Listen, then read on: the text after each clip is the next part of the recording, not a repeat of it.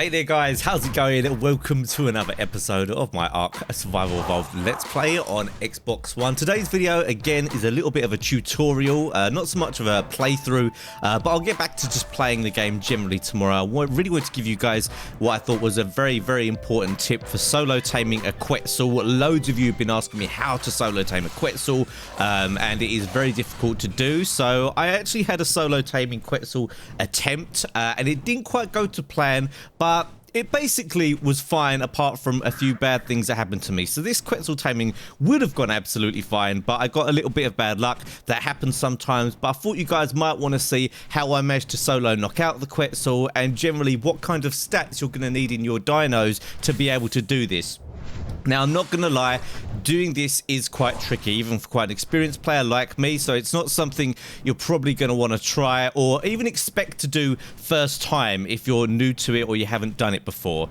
Now, the way you do it is you're going to need yourself an Argent and you're going to need yourself a Scorpion. Now, you can use a Frog as well, the Bellsy Buffo, but when I was using the Frog, it just didn't seem to connect with the Quetzal, so I don't know exactly why that is. So you're going to need to get yourself, obviously, the Argent and the Scorpion. The levels of them aren't too important, although high level would be good because you're going to need good stamina in your bird. But when it comes to the Scorpion, it doesn't matter too much because what you're going to need is high melee damage in the Scorpion, and that's not affected by its level. Things that are affected by its level is health, stamina, and food. However, if you do end up getting a high level Scorpion, then it's going to have generally higher health, which is going to allow you to get out of tricky situations a little bit easier, hopefully. So now you've got your bird, you've got your Scorpion, and something that you're going to need to do is level those things. And you give you some rough numbers for what I suggest to get to before attempting to do this. Now you're going to need around 2,000 stamina in your bird, at least 2,000 stamina, and possibly around 125% movement speed. Ideally, both of those numbers higher, but it can be difficult to level your bird to that point, especially if you're playing solo, because one of the best ways to level is to kill alpha tames. That's very difficult to do with a bird when you're doing it solo and it's not an amazing bird. Now, when it comes to the Scorpion, you're going to need around 400% melee damage or higher, of course. Ideally, 500 or 600% melee damage, but again, Scorpions can be difficult to level solo, especially if you end up getting a low level one with not much health. But either way, those are the numbers you're going to be looking towards. Now, once you've got your bird and your Scorpion successfully leveled up to where you're confident they're going to do the job, you're going to need to go find yourself a Quetz. Now, the most common area to find a Quetzal is in the middle of the map, just up high. Just fly around up high, around the volcano area, maybe a little bit south of that. I actually found them quite often below the volcano. So just to the south of the volcano mountain, there's a mountain just there. You'll find them there. You can also go to the Ark Wikipedia, and that will show you where they are most common. But they aren't that common. You might have to fly around for an hour or so just to even find one, so be prepared to maybe wait it out. They are not absolutely everywhere. So now you've found your Quetz, you want to knock it out. What you're going to have to do is set your Scorpion onto aggressive.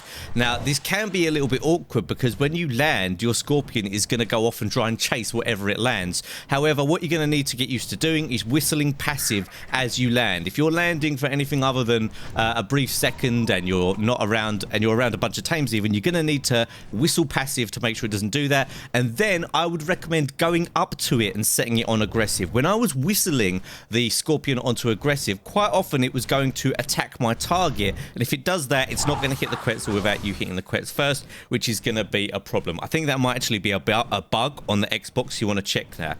Now, when you actually have the Scorpion in your claws, you can use the camera to maneuver it, so you can look at the Scorpion and you can use that to check that it's on aggressive and make sure it's not on attack my target. Very important. That this just won't work at all otherwise.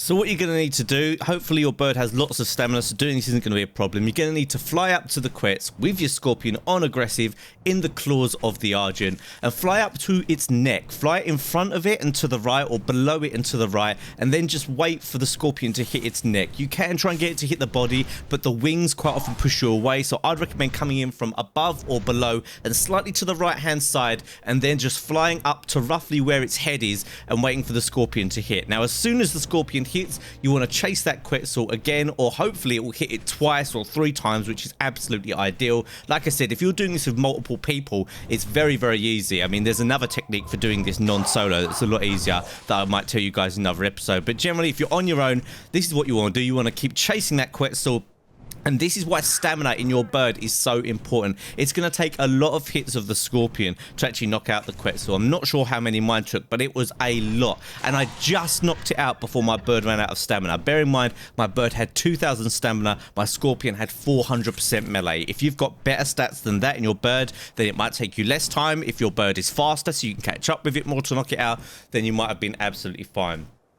So let's take a look here at the moment that the Quetzal actually got knocked out. Now, I got very unfortunate with the Quetzal knockout, and this is going to happen a lot, so you might have to get used to this. Sometimes the Quetzal lands in a place which isn't ideal. Now, when mine knocked out, it actually landed on a rock in the middle of a lake, or a river even, which was a perfect place for it to knock out, but I saw that there was an alpha raptor close by, and an alpha raptor will chase you down from anywhere. It would have destroyed all my hard work, so my first thought was to go and sort out the alpha raptor.